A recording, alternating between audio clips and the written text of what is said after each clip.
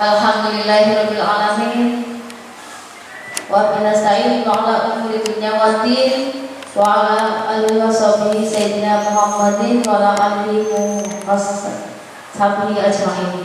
Puji syukur senantiasa kita ucapkan kepada Allah Subhanahu wa taala yang telah memberikan karunia-Nya kepada kita semua yang hadir dalam acara diseminasi budaya positif CKP 9. Tak lupa juga sholawat serta salam kita panjatkan kepada Nabi dan Rasul kita Muhammad SAW. Yang kami hormati Ibu Kepala Sekolah SD Negeri Dauhan yang telah hadir. Terima kasih saya ucapkan kepada Bapak Ibu yang berkenan hadir di tempat ini. Sebelum memulai acara, marilah kita bersama-sama mengucapkan basmalah. Bismillahirrahmanirrahim. Pada kesempatan ini saya akan membacakan susunan acaranya. Adapun susunan acara yang akan kita lewati bersama adalah sebagai berikut. 1. Pembukaan MC. Yang kedua, menyanyikan lagu Indonesia Raya. Yang ketiga, sambutan Kepala Sekolah SD Negeri Dauhan. Yang keempat, penutup. Untuk membuka acara ini, marilah kita membaca basmalah. Bismillahirrahmanirrahim. Acara selanjutnya menyanyikan lagu Indonesia Raya. Indonesia.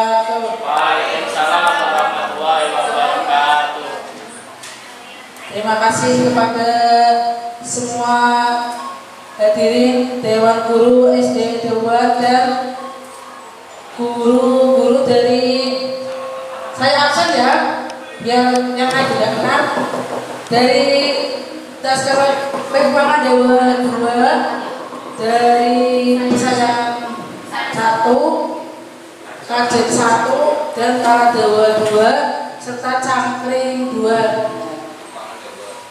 Sudah ada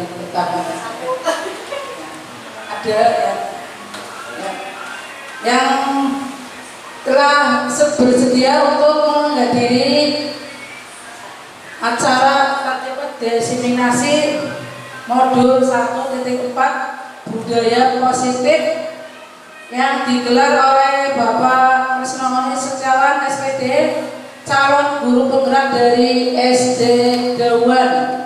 Mudah-mudahan proses menuju ke sana berjalan lancar, bukan hanya Pak Oni saja, termasuk dari semua calon guru penggerak yang ada di Kabupaten Tegal, terkhusus dari Kecamatan Tarang, supaya Kecamatan Tarang akan lebih harum namanya. ya banyak yang lulus jadi guru penggerak yang sudah ada dari kajian 1 ya Bu Hatati, terus Bu Kusmeni ya, terus Pak Dede Munarif ya. Nanti sebentar lagi menyusul Pak Oni dan Pak Budi yang sedang mengikuti Bu Ani ya. Yang lain akan menyusul dan yang belum mendaftar segera mendaftar. Ini mumpung ada kesempatan, dan bagi para ibu dan bapak yang masih muda-muda, yang muda yang berkarya ya, kalau yang sudah tua seperti saya ya, tinggal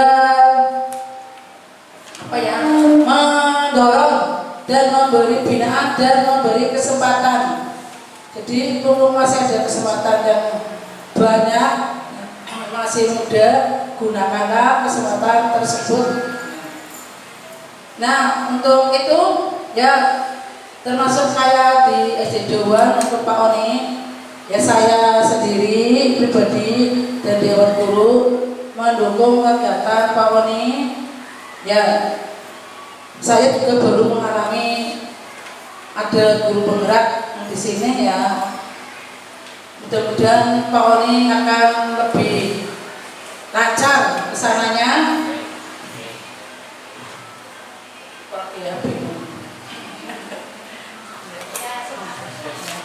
Ya semangat, jangan pantang mundur ya. Ya, ini untuk dari Dewan calonnya nanti Bu Narti bisa belajar dari Pak Oni ya. Mumpung ada Bu Narti ya. Ya, nanti Bu Parudi ya. Bu Fitri dan semuanya ya. Ya beruntung ya sudah ada gurunya nanti Pak Oni bisa membimbing ke temannya. Belajarnya nggak usah jauh-jauh, bisa ambil waktu istirahat dan setelah pulang belajar bersama. Pak Oni siap berbagi ilmunya kepada rekan-rekan yang ada di SD Dewan. Ya, kiranya hanya itu sambutan dari saya. Bila itu hidayah, wassalamualaikum warahmatullahi wabarakatuh.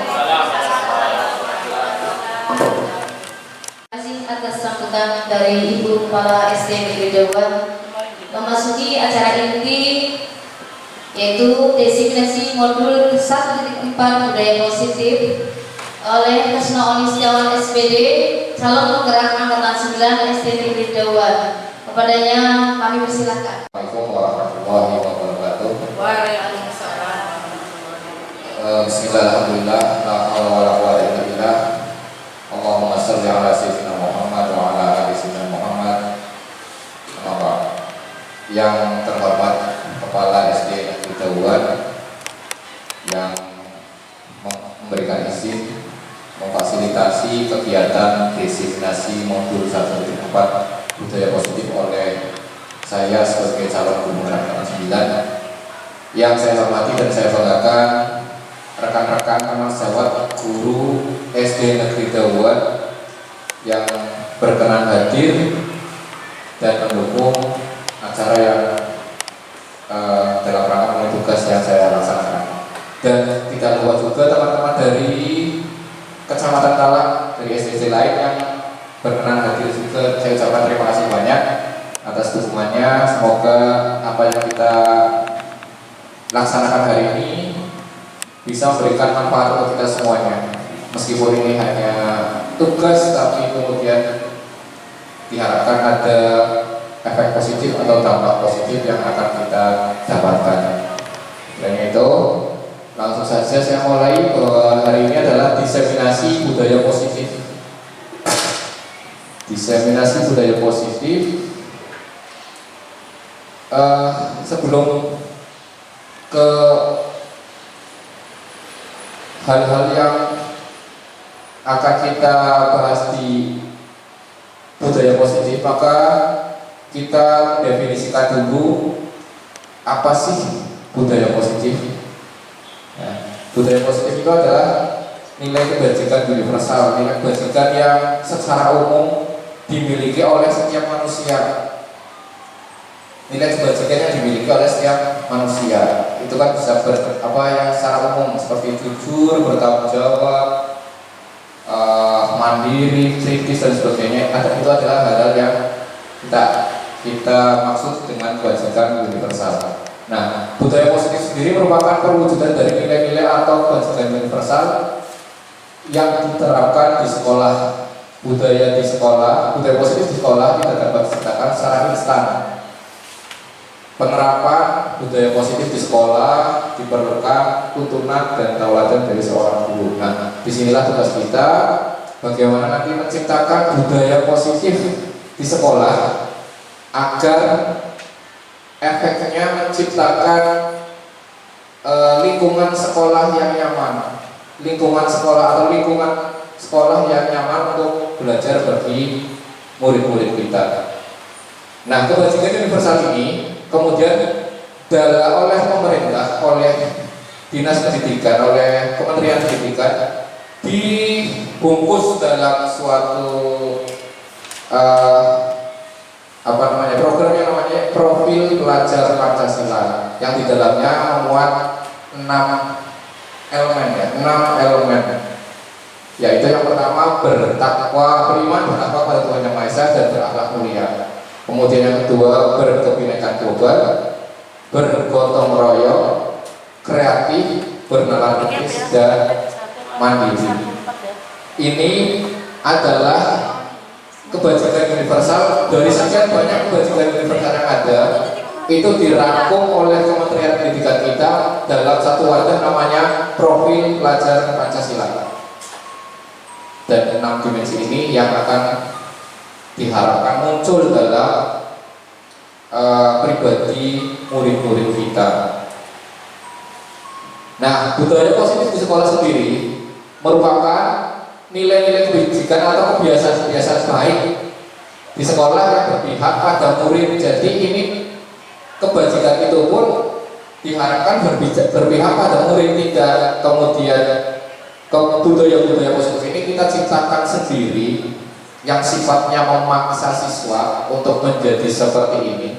Tapi ini adalah kebiasaan-kebiasaan baik yang berpihak pada murid. Artinya ini kemudian disepakati dan benar-benar dipahami dan diyakini oleh para murid juga, yaitu agar mereka menjadi pribadi yang kritis, penuh hormat dan tanggung jawab.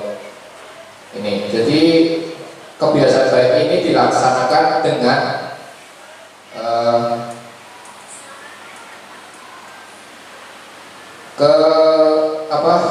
budaya positif ini dilaksanakan dengan penuh tanggung jawab tanpa adanya paksaan dari manapun, ini timbul dari dalam diri mereka sendiri. Itu budaya positif di sekolah.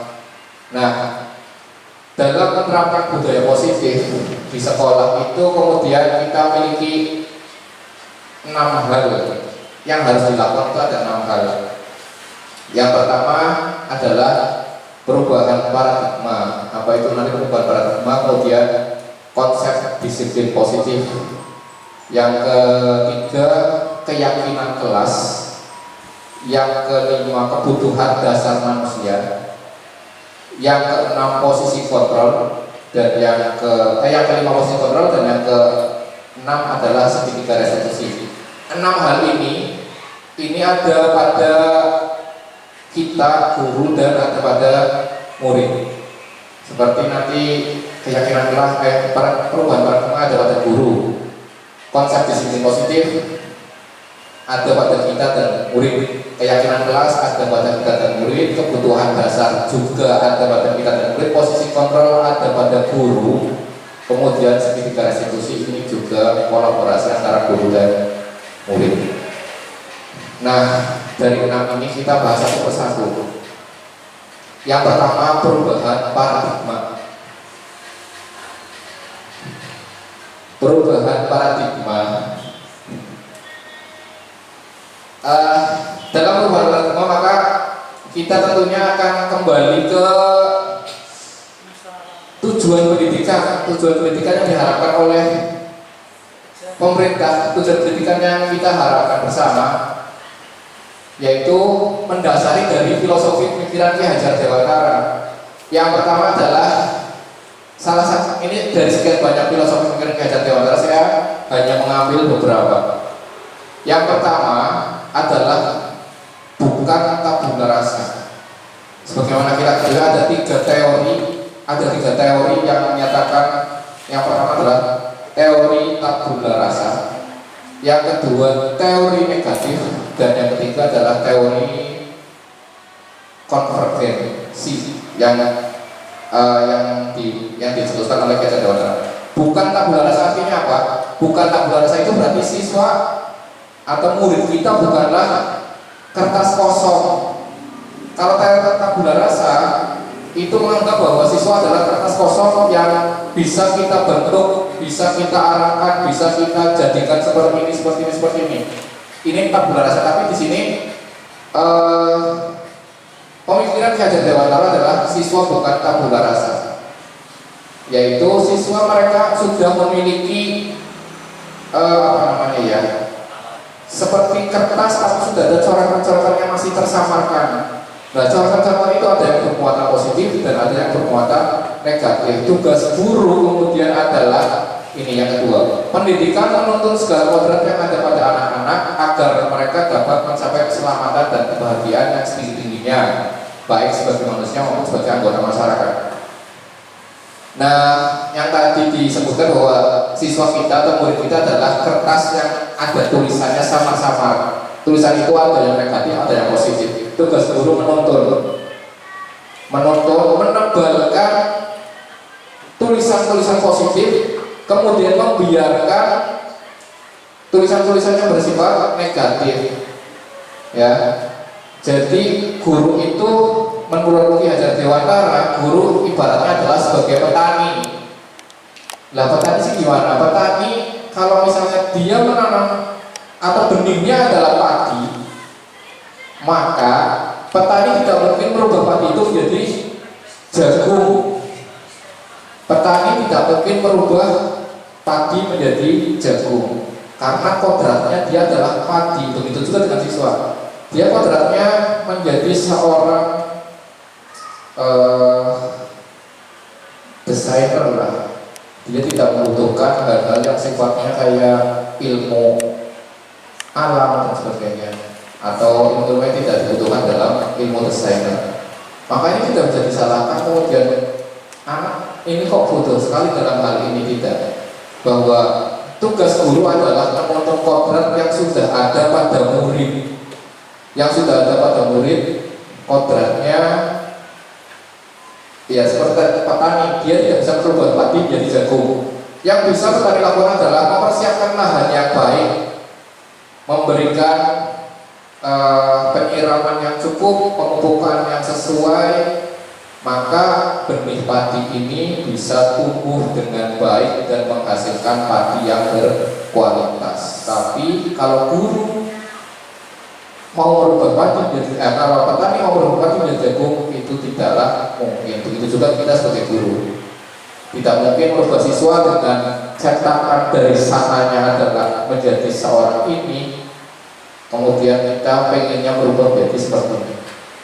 Yang selanjutnya berdasarkan filosofi Ki Hajar Dewantara adalah kodrat alam dan kodrat zaman. Seperti tadi, kodrat alam tinggalnya di mana, pesisir atau di pegunungan, kearifan lokal yang ada di daerah tersebut apa, itu juga perlu digali dalam kita mendidik murid. Kodrat zaman, sebagaimana kita ketahui bahwa teknologi yang semakin canggih, semakin berubah, maka guru pun tentunya harus mengikuti perkembangan tersebut. Paling tidak mengetahui lah, kalaupun kita tidak mendalami, yang mengetahui, jadi mengikuti perkembangan yang terjadi pada murid. Yang keempat, budi pekerti. Budi pekerti dapat diartikan sebagai perpaduan antara cipta kognitif atau karsa afektif sehingga menciptakan sebuah karya psikomotor, yang dalam hal ini dalam pemikiran Ki Hajar Dewantara percuma saja kalau anak cerdas tapi tidak memiliki kecerdasan budi pekerti, maka pemanfaatan kecerdasan tersebut bisa diarahkan ke hal-hal yang negatif. Kemudian pendidikan yang berhamba pada anak atau berpihak pada murid. Kalau bahasanya Ki Hajar Dewantara dulu di taman siswa adalah berhamba pada murid. Ya, ini dari pengalaman Ki Hajar Dewantara dengan anaknya yang bernama Asti. Kita harus memuliakan anak, memberikan kebahagiaan dan penghargaan yang setinggi-tingginya sehingga anak bisa selamat dan bahagia. Artinya masa depan mereka tidak diciptakan berdasarkan tekanan kita. Kemudian perubahan paradigma yang masih perubahan paradigma untuk menciptakan budaya positif perlu menyediakan lingkungan yang positif, aman, nyaman agar murid mampu berpikir, bertindak dan mencipta dengan merdeka, mandiri dan bertanggung jawab.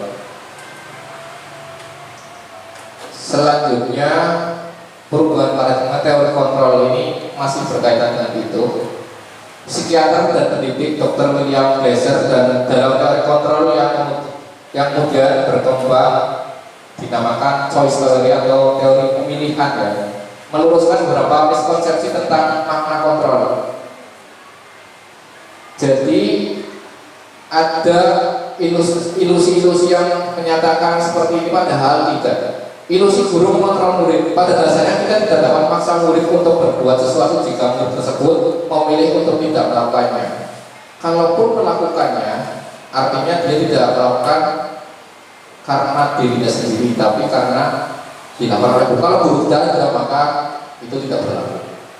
Kemudian ilusi lagi bahwa semua penguatan positif efektif dan bermanfaat.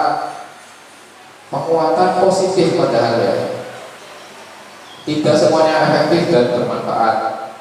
Penguatan positif atau bujukan adalah bentuk-bentuk kontrol seperti pemberian reward dan sebagainya. Artinya kalau tidak ada itu, maka siswa tidak akan melakukan itu.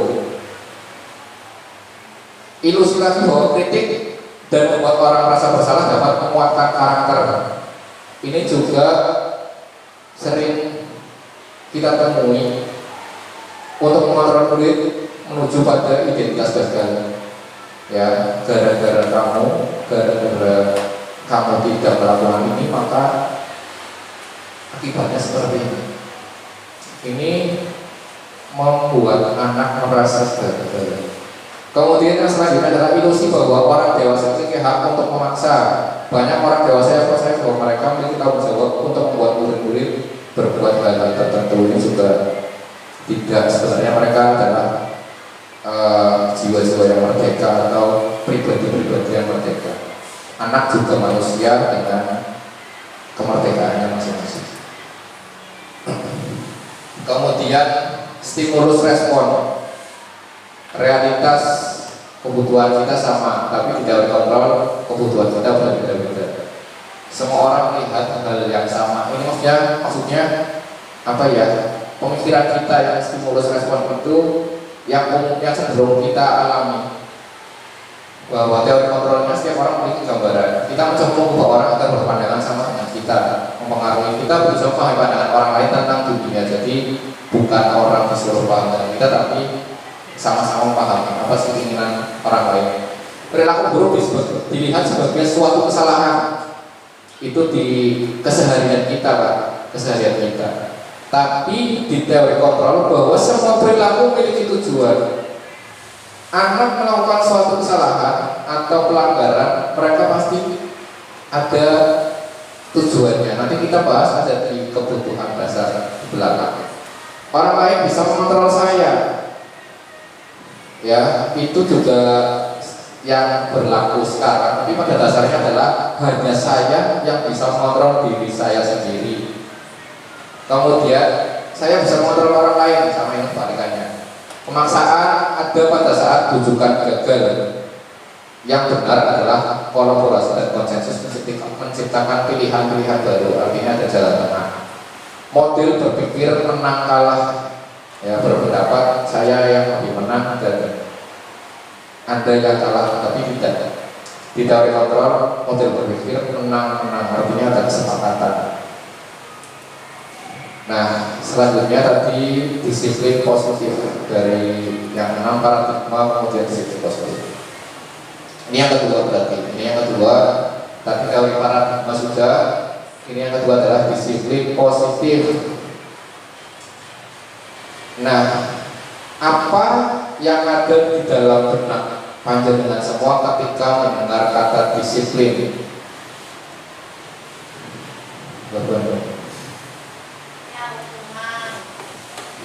hukuman. Yang bersalah dihukum, itu disiplin ya. Harus menurut peraturan. Ada lagi? Iya. Berarti ada pendapat apa yang ada di benak Anda ketika mendengar kata disiplin? Harus menurut. Keterpaksaan. Apa sebenarnya? Ketika panjenengan mendengar kata disiplin tanpa melihat ini yang sedang kita pelajari, disiplin.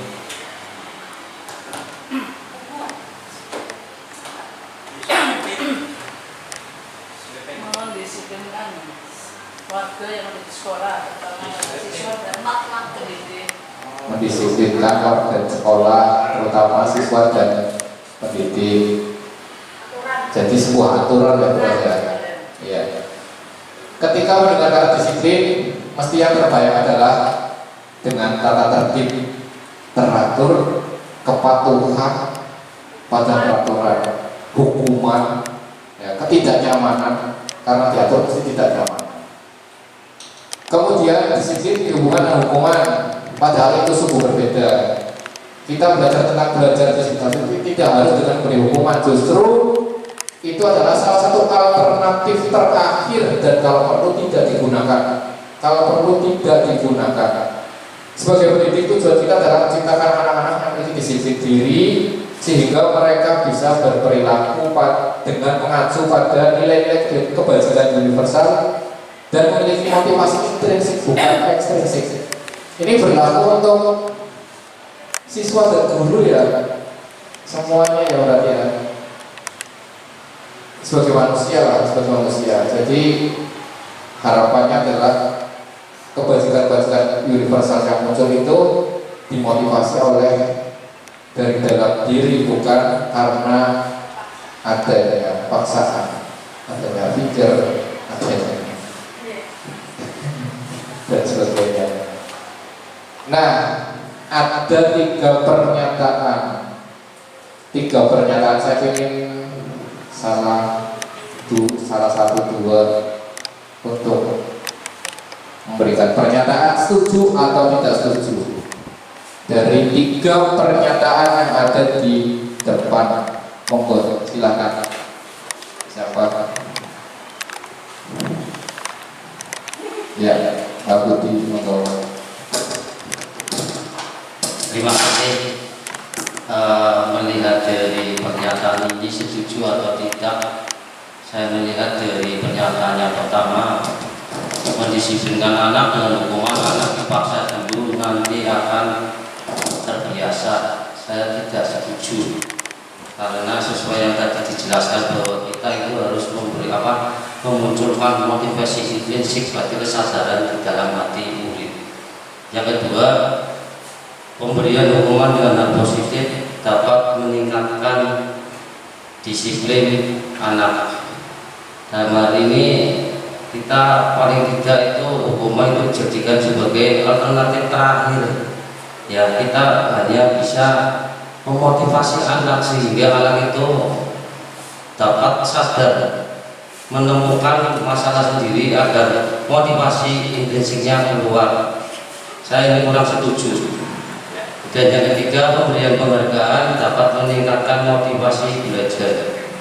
Untuk yang ketiga ini sebenarnya bisa, tapi ini tidak berjangka waktu panjang karena adanya penghargaan. Jadi ketika tidak ada penghargaan, maka motivasi belajarnya tidak akan meningkat. Untuk 1, 2, 3 kayaknya saya kurang setuju. Terima kasih. Terima kasih kepada Mbak Budi. Barangkali ada pendapat lain. Oke, Bu Bani. Assalamualaikum. Mungkin saya hanya menambahkan dari Pak Budi. Saya juga tidak setuju dengan mendisiplinkan anak dengan hukuman. Pemberian hukuman dengan hal positif dapat meningkatkan disiplin anak. dan juga pemberian penghargaan dapat meningkatkan motivasi belajar.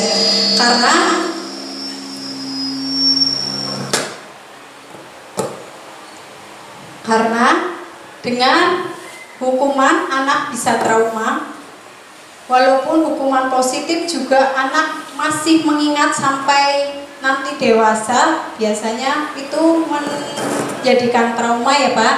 Terus kalau pemberian penghargaan biasanya ada rasa iri dari teman yang lainnya. Satu dikasih penghargaan, satunya iri.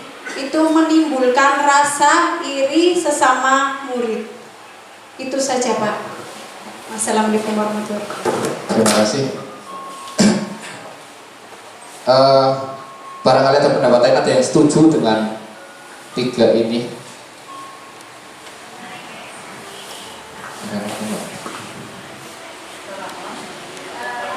Satu. Iya, barangkali ada yang setuju dengan ini. Oke, kalau tidak ada, terima kasih atas pendapatnya. Kita lanjut. Ini hanya pertanyaan romantik, nanti ada jawabannya di belakang. Oke, disiplin positif. Disiplin positif merupakan upaya untuk mendisiplinkan perilaku murid dengan menumbuhkan motivasi internal dalam bertanggung jawab dan kesadaran diri berdasarkan nilai-nilai kebajikan sehingga mampu mengontrol secara mandiri segala tindakan. Kemudian tujuan disiplin positif adalah membentuk murid yang berkarakter, berdisiplin, santun, jujur, peduli, bertanggung jawab, dan merupakan pembelajar sepanjang hayat. Ini makna disiplin positif yang kita harapkan. Kemudian dari disiplin positif itu, dari disiplin itu ada motivasi perilaku manusia dalam menjalankan kedisiplinan. Ada 3 perilaku manusia dalam dia melaksanakan kedisiplinan. Yang pertama adalah menghindari ketidaknyamanan atau hukuman. Ini yang kerap terjadi pada kita semua atau pada siswa, bahkan pada orang dewasa. Pada saat kita semua memakai helm ke kota, naik motor pakai helm ke kota, sing jelas melewati pos polisi. Otomatis yang ada dalam benak saya adalah supaya tidak ditilang. Iya, supaya tidak ditilang. Jelas. Itu bisa dibuktikan kalau kita cuma pergi ke Pagongan atau yang tidak melewati itu, maka kita dengan pede dan tidak ada rasa takut untuk tidak memakai helm. Itu adalah alasan pertama seseorang atau motivasi pertama seseorang melakukan disiplin. Yang kedua adalah mendapatkan imbalan atau penghargaan dari orang lain. Ini juga ada faktor lain, bukan dari dalam dirinya, yang memotivasi dia seseorang melakukan tindakan kedisiplinan. Contoh, yang sertifikat PMM-nya paling banyak dapat reward. Itu contoh konkret nyata. Ya, itu juga merupakan motivasi seseorang melakukan sesuatu hal positif, hal baik, tapi didasarkan pada imbalan atau penghargaan dari orang lain. Siswa yang bisa menjawab soal dapat permen, dapat coklat. Nah, suatu saat ganti guru yang semacam ini, kemudian saat siswa itu ganti guru, naik kelas, kemudian dengan tipe guru yang berbeda, tidak melakukan hal yang semacam itu, maka motivasinya untuk melakukan hal-hal kebaikan menjadi surut atau berkurang. Ini soalnya akan membandingkan. Nah, motivasi-motivasi yang semacam ini namanya motivasi eksternal yang datangnya dari luar untuk melakukan kegiatan atau mendisiplinkan diri.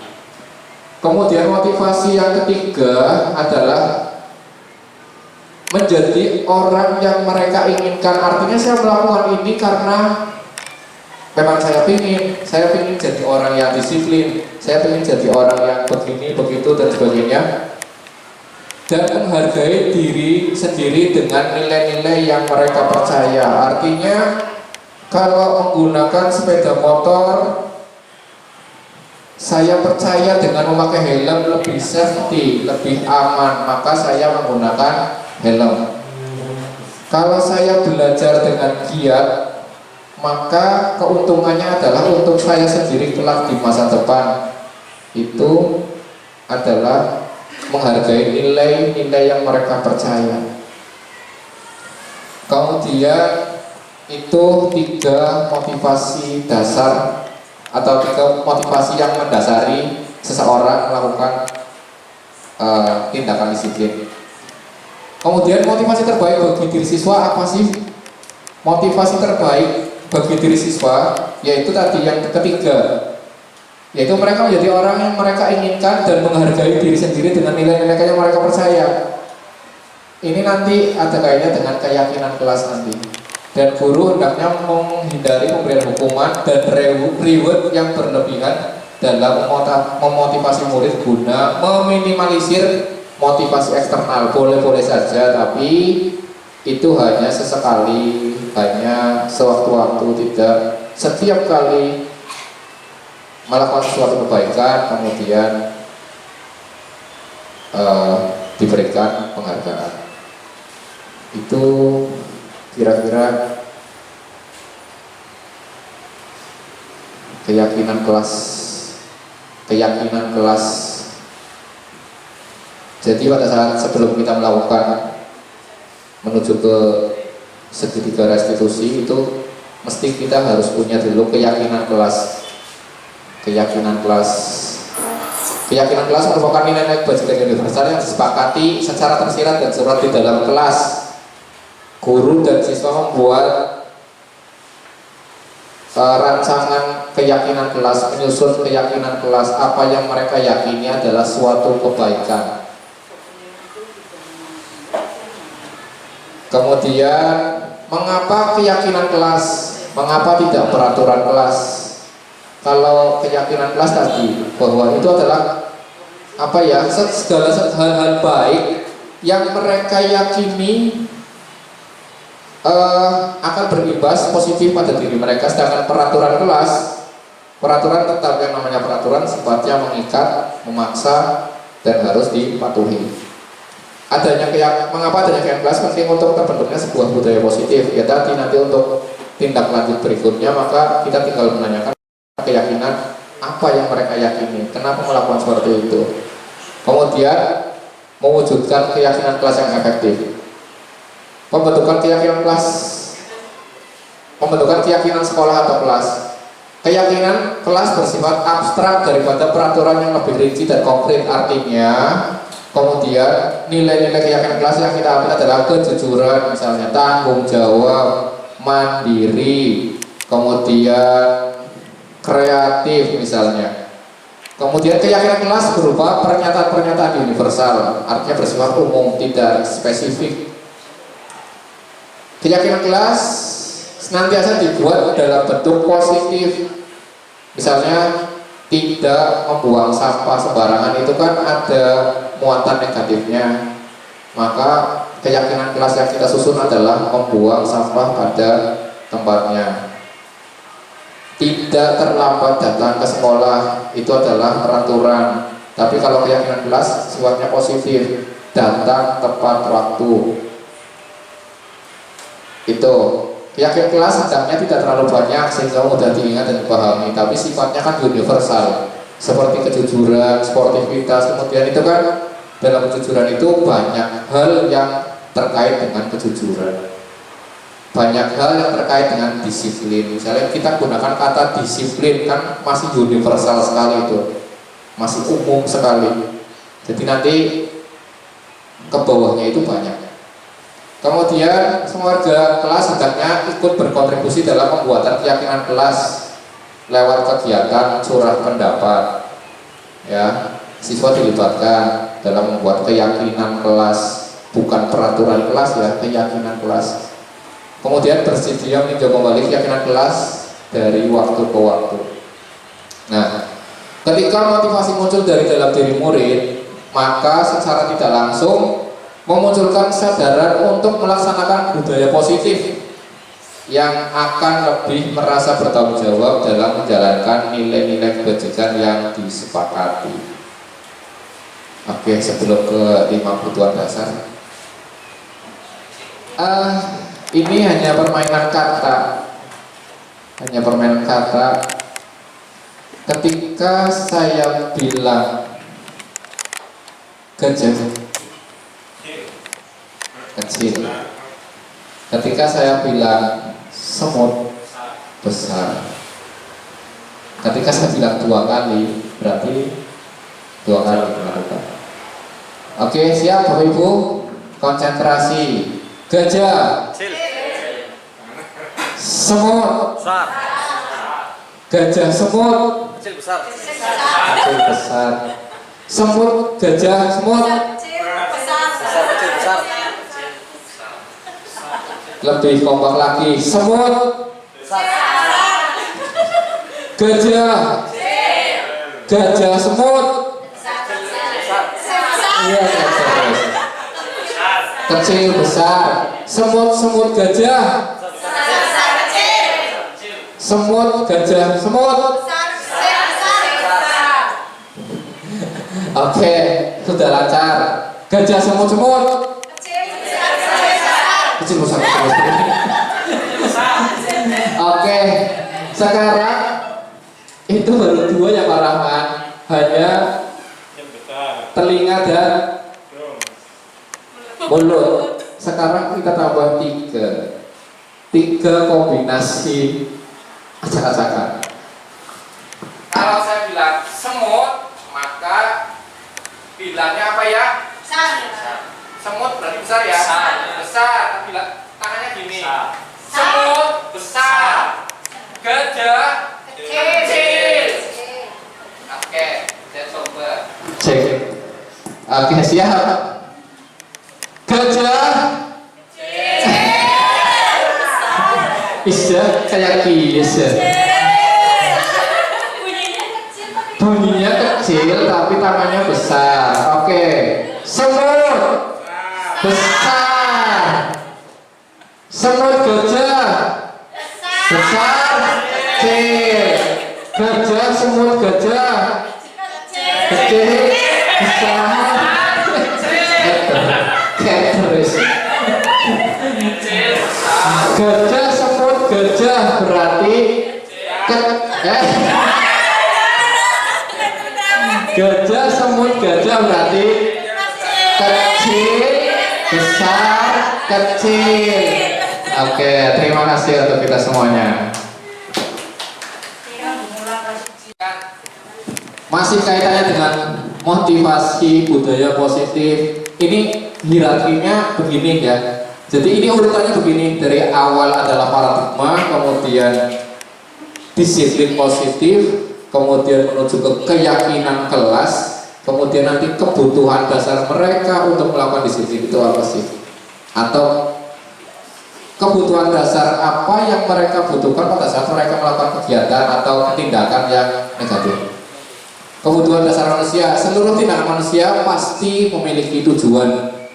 Semua yang dilakukan adalah usaha terbaik kita untuk mendapatkan apa yang kita inginkan. Ya, pada saat mendapatkan apa yang kita inginkan, sebenarnya kita saat itu sedang memenuhi 1 atau lebih dari kebutuhan dasar kita. Semua yang kita lakukan adalah usaha terbaik kita untuk mendapatkan apa yang kita inginkan, apapun, ya, entah itu perbuatan positif ataupun negatif. Pada saat kita melakukan sebuah pelanggaran, pasti ada alasan, dan alasan itu adalah kebutuhan kita. Anak datang atau anak mengobrol di kelas, itu sebuah bentuk pelanggaran. Kalau dinilai salah, tapi dalam hal ini, bahwa semua dalam teori kontrol, bahwa semua tindakan memiliki tujuan. anak berbicara di kelas. Oh iya, nanti ini ke depan dulu. Kebutuhan manusia, 5 kebutuhan dasar manusia ini. Yang pertama adalah kebutuhan bertahan hidup, adalah kebutuhan yang bersifat fisiologis untuk bertahan hidup, semisal kesehatan, rumah, makanan. Ini kebutuhan hidup. Yang kedua adalah kebutuhan akan kasih sayang dan rasa diterima. Kebutuhan ini dan 3 kebutuhan ke bawah berikutnya adalah kebutuhan psikologis. Kebutuhan untuk disayangi dan terima meliputi kebutuhan akan hubungan dan koneksi sosial, kebutuhan untuk memberi dan menerima kasih sayang, dan kebutuhan untuk merasa menjadi bagian dari suatu kelompok. Kemudian kebutuhan akan penguasaan. Kebutuhan ini berhubungan dengan kekuatan untuk mencapai sesuatu, menjadi kompeten, menjadi terampil, diakui atas prestasi dan keterampilan kita, dan didengarkan, dan memiliki rasa harga diri. Ini penguasaan. Kemudian kebutuhan akan kebebasan. Kebutuhan untuk bebas adalah kebutuhan akan kemandirian, otonomi, memiliki pilihan dan mampu mengendalikan arah hidup seseorang. Ini kebebasan, artinya dia tidak mau diatur, pengennya bebas. Tentu semua orang pengen seperti itu, maksudnya tidak ada aturan yang mengena pada dirinya. Kemudian kesenangan, kebutuhan untuk merasa senang, kebutuhan akan kesenangan adalah kebutuhan untuk mencari kesenangan, bermain dan tertawa. Nah, contoh yang tadi saya sebutkan, siswa mengobrol di kelas. Dalam tindakan kita sehari-hari, bahkan masih sering kita lakukan bahwa itu adalah salah.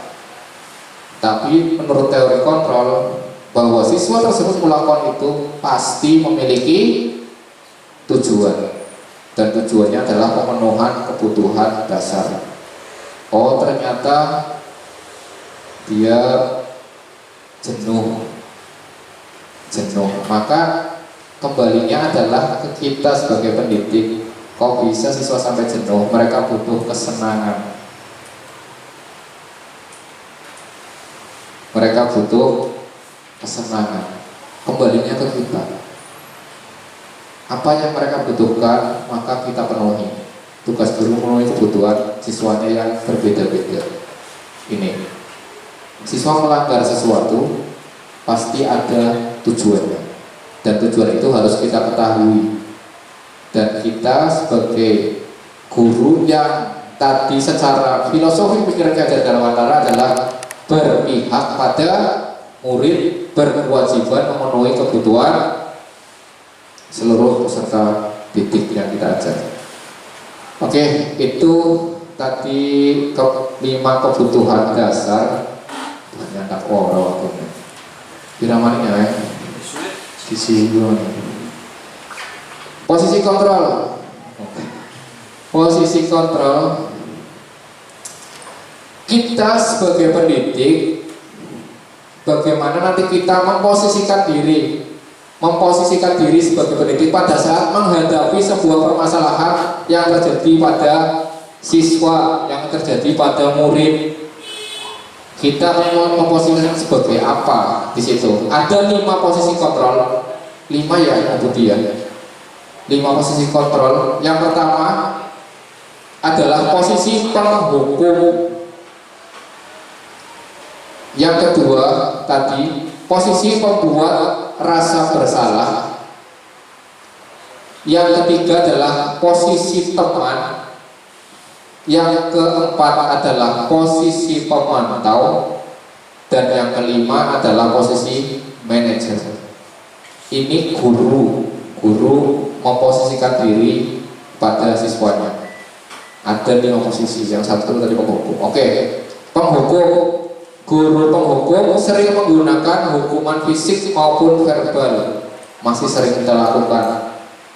Guru yang menjalankan posisi ini senantiasa mengatakan bahwa sekolah memerlukan sistem atau alat yang dapat lebih menekan murid-murid lebih dalam lagi dalam mendisiplinkan diri. Ini guru itu dalam posisi penghukum seperti itu. Jadi menggunakan aturan-aturan keras agar siswa lebih disiplin.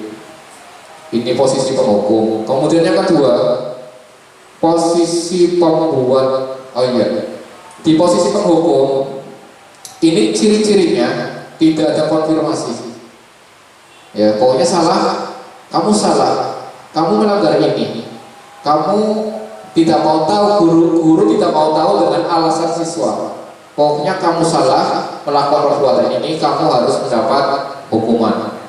Kamu terlambat, maka kamu berdiri di depan kelas sekian menit.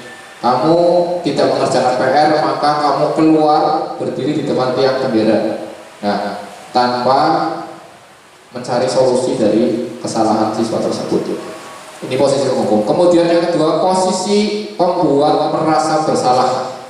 Guru dengan membuat merasa bersalah akan menggunakan keheningan yang membuat orang lain merasa tidak nyaman, bersalah atau rendah diri. Ini gara-gara kamu ini sering terlambat. Wah, guru ditegur kepala sekolah, Bu guru ditegur orang tua, ya. Atau dengan kata-kata, Pak guru sangat kecewa sekali dengan kamu, ya. Atau dengan kata-kata lagi, misalnya, kamu tidak kasihan dengan orang tua yang sudah membiayai dan sebagainya. Ini tipe-tipe membuat merasa bersalah. Yang terjadi adalah anak merasa rendah diri dan menjadi pribadi yang gagal. Ini kalau dengan tipe seperti ini dan dilakukan terus-menerus, maka siswa yang tercipta adalah siswa dengan tipe rendah diri dan merasa gagal. Kemudian yang selanjutnya, posisi teman. Guru pada posisi teman tidak akan menyakiti murid, namun akan tetap berupaya mengontrol murid melalui persuasi. Posisi teman pada guru bisa negatif ataupun positif. Positif di sini berupa hubungan yang baik terjadi antara guru dan murid. Ini juga plus minus antara positif dan negatif. Guru pada posisi teman otomatis dia akan akrab dengan siswa. Guru pada posisi teman dia akan mengetahui karakteristik masing-masing siswanya. Guru pada posisi teman dia memahami keinginan kebutuhan siswanya. Tapi kemudian ini akan menjadi negatif ketika yang pertama hubungan terlalu dekat, kemudian terjadi namanya ketidakhormatan terhadap guru. Kemudian negatif yang kedua lagi, pada saat berganti guru atau pada saat tidak ada guru ini, maka dia tidak akan berlaku seperti itu, tidak akan nurut dan sebagainya. Di sini saya melihat posisi teman yang sering dilakukan adalah posisi teman guru kelas 1 ya Bu Isa, teman sekali. Kelemprak bareng ya Bu Isa. Iya, posisi teman ya. Guru kelas 1 biasanya posisi teman karena untuk menjadi kedekatan dengan siswa, tapi harus terkontrol. Kemudian yang keempat, posisi pemantau. Nah, pada saat kita memantau, kita bertanggung jawab atas perilaku murid. Posisi pemantau berdasarkan pada peraturan-peraturan dan konsekuensi. Dengan menggunakan sanksi atau konsekuensi, kita dapat memisahkan hubungan pribadi kita dengan murid. Sebagai seorang yang menjalankan posisi pemantau, artinya ini benar-benar real, kamu adalah murid saya dan saya adalah guru. Ya. Saya guru, kamu murid, maka kamu harus seperti ini karena aturannya adalah seperti ini. Kamu tahu kan aturan kelas kita? Kamu tahu kan jam berapa harus berangkat? Tahu. Kalau sudah tahu berarti kamu salah apa enggak? Salah. Sudah. Itu hanya ada seperti itu, hanya ada peraturan dan saya guru, kamu murid. Ini posisi pemantau. Kemudian yang selanjutnya adalah posisi manajer. Pada posisi manajer, guru berbuat sesuatu bersama dengan murid, mempersilahkan murid mempertanggungjawabkan perilakunya, mendukung murid agar mendapatkan solusi atas permasalahannya sendiri. menjadi manusia yang merdeka, mandiri, dan bertanggung jawab, menjadi manajer bagi dirinya sendiri. Dia menghukum dirinya sendiri, atau konsekuensi yang dilakukan adalah atas dasar keyakinannya sendiri. Nah, posisi apa yang sebaiknya guru ambil ketika menghadapi sebuah masalah? Maka yang terbaik adalah tadi sebagai manajer. Dalam hal tersebut ada tiga tahapan. Yang pertama, menstabilkan identitas, mengubah identitas dari orang yang gagal, identitas anak dari orang yang gagal karena melakukan kesalahan menjadi orang yang sukses. Ketika murid sedang emosional, mereka tidak mau menggunakan bagian otak rasionalnya, maka perlu distabilkan. Contohnya memukul siswa lain karena kamu tadi memukul si A misalnya ya. Iya Pak, tidak apa-apa, semua orang pasti punya rasa emosi ya. Tentunya kamu punya alasan ya kenapa kamu tadi memukul si A ya. Orang juga perlu membela diri kalau itu kan seperti itu. Jadi dia tidak langsung menyalahkan, tapi kemudian melakukan penstabilan identitas. Kemudian yang kedua, tahap selanjutnya adalah menanyakan keyakinan kepada murid yang melakukan kesalahan setelah memvalidasinya dengan tujuan menumbuhkan kesadaran sendiri atas kesepakatan yang diinginkan dan dibuat bersama. Dengan demikian murid akan menjadi lebih bertanggung jawab. Jadi terus tindakan kamu tadi salah atau benar? Kan seperti itu. Salah guru ya. Keyakinan kelas kita bagaimana ya? Terus nyanyi lagu misalnya, apa ya, tidak ada lawan, tidak ada musuh ya, tidak ada musuh, tidak ada bullying gitu. Iya di sini teman, di sana teman, contohnya seperti itu. Itu keyakinan kelas kita kan, berarti kamu salah, betul, salah, mengakui kesalahannya karena keyakinannya dilanggar. Dan kamu meyakini itu, iya. Kemudian memvalidasi tindakan yang salah, bahwa setiap murid, oh ini dulu ya, validasi tindakan yang salah tadi. Kamu salah apa ya? Dia menyadari bahwa dia salah, kemudian baru menanyakan keyakinan. Ya, keyakinannya apa? Kita tidak boleh menyakiti teman. Lalu bagaimana kalau sudah terjadi? Nah, ini yang kemudian meminta pertanggungjawaban atas perilakunya, tapi atas kesadarannya sendiri. Karena dia sudah melakukan kesalahan, maka orang salah harus bagaimana? Maka saya akan minta maaf Pak Guru. Oh ya sudah, sekarang kita panggil si A itu yang tadi kamu pukul, kamu minta maaf ya. Ini. Jadi apa yang solusi yang didapatkan siswa adalah berdasarkan keyakinan yang sudah kita sepakati bersama. Kemudian budaya positif merupakan perwujudan dari filosofi pendidikan Ki Hajar Dewantara yang menjadi tujuan pendidikan nasional, yaitu pendidikan yang berpihak pada murid, yang berorientasi pada cara menuntun murid dalam tumbuh kembang sesuai dengan kodratnya untuk mencapai keselamatan dan kebahagiaan. Ini intinya, paling inti sekali ini, bahwa pendidikan nasional bertujuan menuntun ini. Kemudian untuk mewujudkan budaya positif, maka seorang guru perlu memiliki nilai-nilai sebagai berikut, yaitu berpihak pada murid, mandiri, reflektif, kolaboratif, dan inovatif.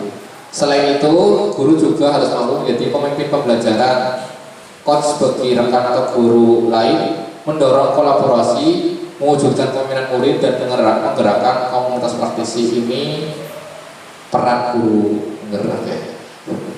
Guru hebat mampu membawa perubahan yang positif baik bagi diri sendiri, orang lain, dan sekolahnya. Salah satu perubahan yang sesuai dengan tujuan pendidikan nasional adalah terwujudnya budaya positif di sekolah.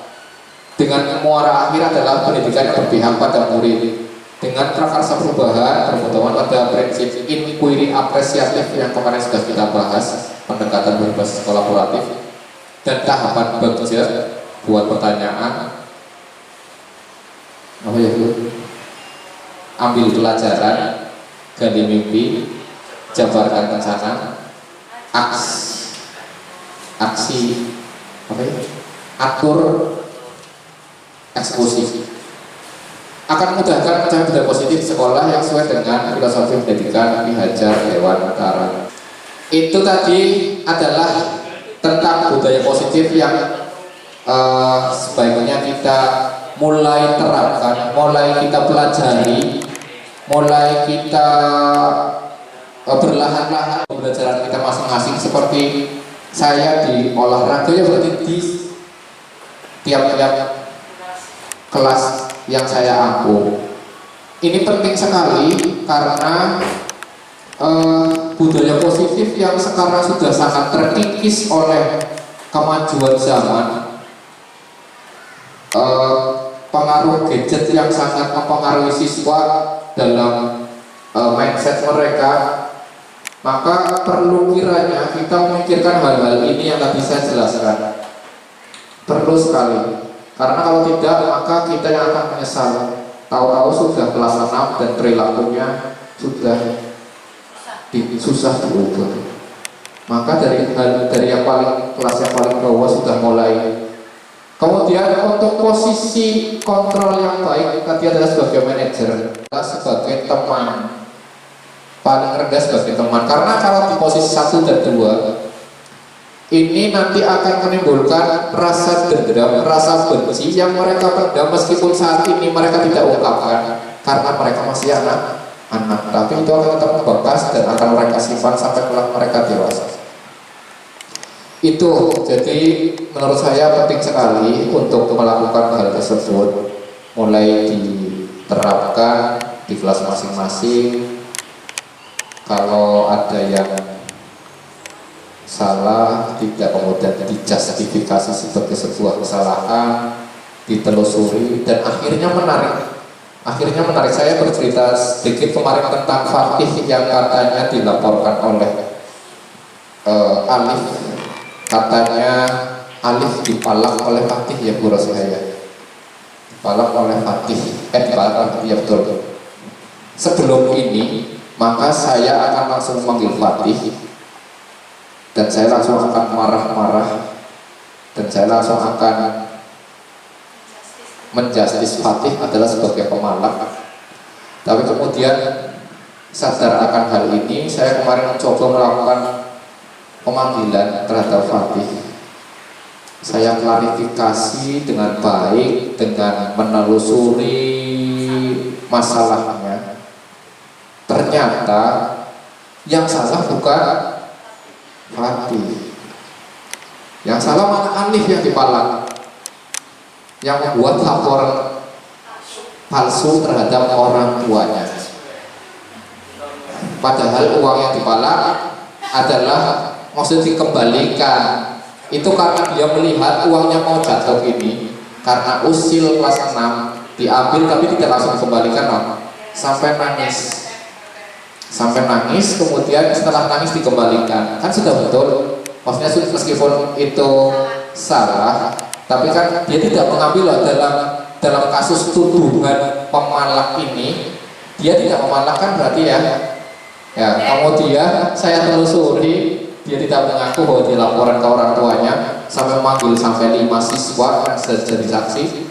Ternyata dia sendiri yang laporan ke orang tuanya bahwa dia dipalak oleh Fatih, padahal tidak mengambil tapi dituduh seperti itu. Maka penting sekali menurut saya, dan semoga bisa jadi kesepakatan bersama bahwa budaya positif memang sangat perlu dikembangkan di sekolah kita. Sampai sini sebelum saya akhiri, barangkali ada pertanyaan yang mungkin bisa saya jawab. Kalau bisa, kalau nggak bisa nanti saya pelajari lagi. 1-2 pertanyaan. Yuk.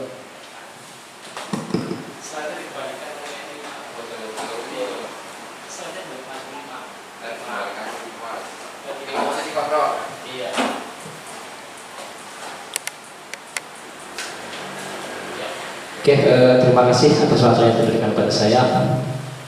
Dari diskriminasi yang Bapak Oni sampaikan, ada beberapa yang mungkin mengganjal di diri saya sendiri juga terkait dengan beberapa viralnya kasus guru yang dilaporkan oleh orang tua siswa. Dalam hal ini mungkin dalam posisi kontrol restitusi yang Bapak Guru tanamkan kepada anak.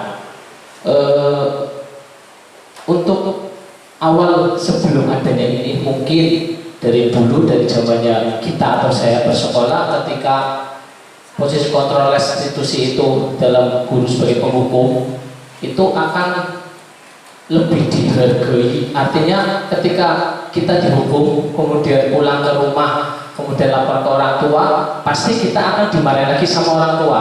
Nggak mungkin orang tua akan membela anaknya. Tapi kenapa di zaman yang serba modern ini kemudian akhirnya ketika ada beberapa guru yang sebenarnya itu baik untuk anak, istilahnya memberi pengertian atau menegur anak, tetapi malah kita sebagai guru malah dilaporkan balik sama orang tua siswa dan berakibat sampai untuk denda 50 juta kemudian dipenjara.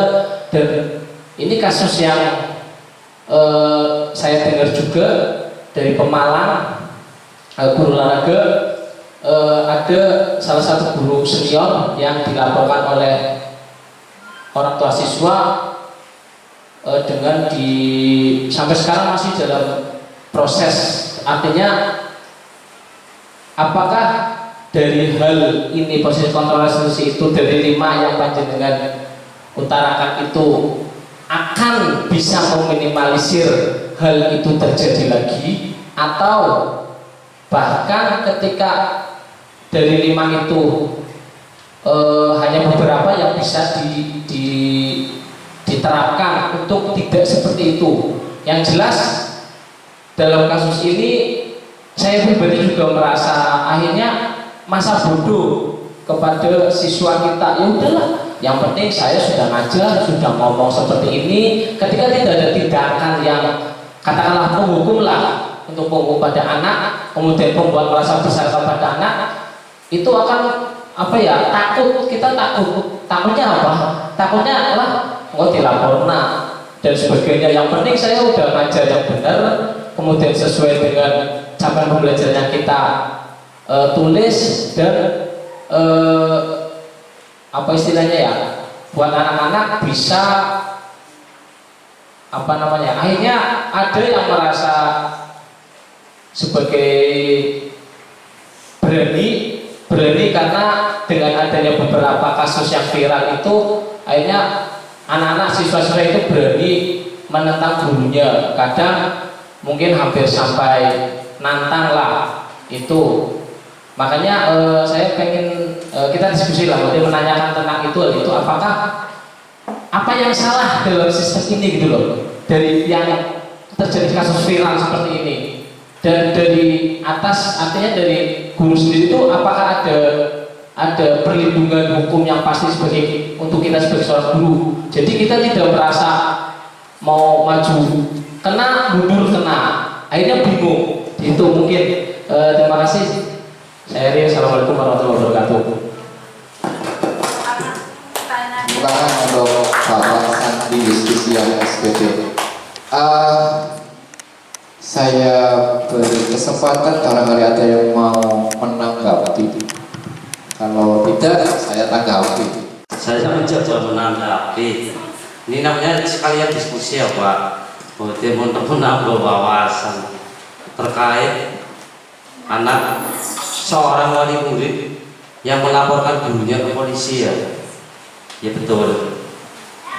Ya menurut saya pribadi itu disinilah pentingnya akan budaya disiplin ya, dimana disiplin positif, dimana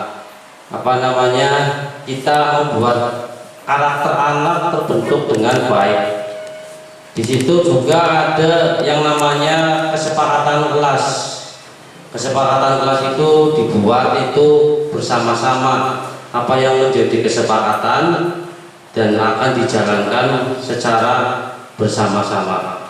Menurut saya pribadi juga dalam menerapkan budaya positif ya, kita perlu adanya kolaborasi kerjasama antara murid, orang tua, guru yang duduk bersama untuk berkolaborasi menciptakan budaya positif, di mana di situ ada suatu kesepakatan ya semacam MOU bahwasanya orang tua itu percaya kepada guru tidak akan melakukan kegiatan perbuatan yang tidak baik dalam mengarahkan anak-anaknya ya. Yang seperti yang saya pernah tanya kepada SMP pun, ketika tahun ajaran baru dengan kelas 1, orang tua dipanggil membuat semacam MOU bahwa saya memasrahkan anaknya kepada guru ya, kepada guru. Intinya kalau kita memakai posisi kontrol yang baik, tentunya orang tua tidak akan sampai melaporkan guru. Itu garis besarnya itu perlu adanya kolaborasi antara guru, orang tua murid dan murid untuk menciptakan disiplin yang positif, sehingga dengan kolaborasi itu kita bersama-sama mewujudkan visi sekolah yang sudah dibuat. Kiranya itu saja Pak Oni jawaban dari saya. Terima kasih. Terima kasih Pak Budi. Terima kasih tepuk tangan Pak Budi. Pak Budi ini selalu hampir satu pemikiran dengan saya ya Bu ya. Pendapatnya mesti hampir sama. Dan ini adalah pengaruh dari kodrat zaman dunia dalam genggaman itu, artinya budaya negatif dari luar seperti kita lihat GTA ya, Grand Theft Auto itu saya menentang sekali. Itu penanaman karakter keras pada anak melalui aplikasi-aplikasi semacam itu. Maka dengan tadi pemikiran Gajah Dewantara yang diangkat kembali sekarang, kodrat zaman harus kita pertimbangkan ya, maka ini yang berlaku. Kemudian kita posisikan diri sebagai posisi kontrol, kita mengetahui 5 posisi kontrol ini dan bagaimana posisi yang baik untuk mengatasi hal-hal tersebut. Pendidikan budi pekerti, pemanfaatan gadget dengan pendidikan budi pekerti akan berbeda dengan pemanfaatan gadget dengan kecerdasan mutlak. Ya, pemanfaatan gadget dengan budi pekerti, dia akan mampu mengontrol dirinya sendiri. Hal-hal yang negatif akan dianggap sebagai pengetahuan, tidak menjadi tiruan. Ini kesalahan yang terjadi adalah, atau yang perlu kita tata ulang ke depan adalah ini budaya positif. Benar kata Pak Budi, membuat kerjasama dengan orang tua tentang keyakinan bersama, dan guru memposisikan diri sebagai posisi kontrol yang baik, maka tidak akan terjadi semacam itu. Saya kira itu yang dapat. Barangkali ada pertanyaan lain, mohon maaf dari Bu Rasnya, apa ada pertanyaan? Penyelenggara untuk memberikan waktu pada saya, yang ingin saya tanyakan, bagaimana penyelesaian kasus-kasus yang tadi disampaikan ya, mudah-mudahan tidak terjadi terutama di SD saya dan lebih luas di Kecamatan Talang. Itu kasus itu ya Pak ya, supaya tidak terjadi di SD kita. Ya, yaitu yang mari kita jaga bersama untuk berkolaborasi dengan ya, orang tua ya, bila perlu minta perlindungan kepada kita, kan SD ini dekat dengan desa. Ya, itu Pak. Terima kasih Bu. Kiranya yang pertama, sebagai guru memposisikan diri sebagai posisi kontrol yang sesuai, kemudian melakukan kolaborasi dengan orang tua, dengan siswa, dengan rekan sejawat, membuat visi yang sesuai. Ini masih ada kaitannya dengan visi dan sebagainya, masih kayak kemarin. itu nanti akan tercipta budaya positif yang baik di sekolah, dan insya Allah kalau itu tercipta maka permasalahan-permasalahan yang terjadi di luar semacam itu tidak akan terjadi di sekolah kita ataupun di sekolah Kecamatan Talang. Kiranya itu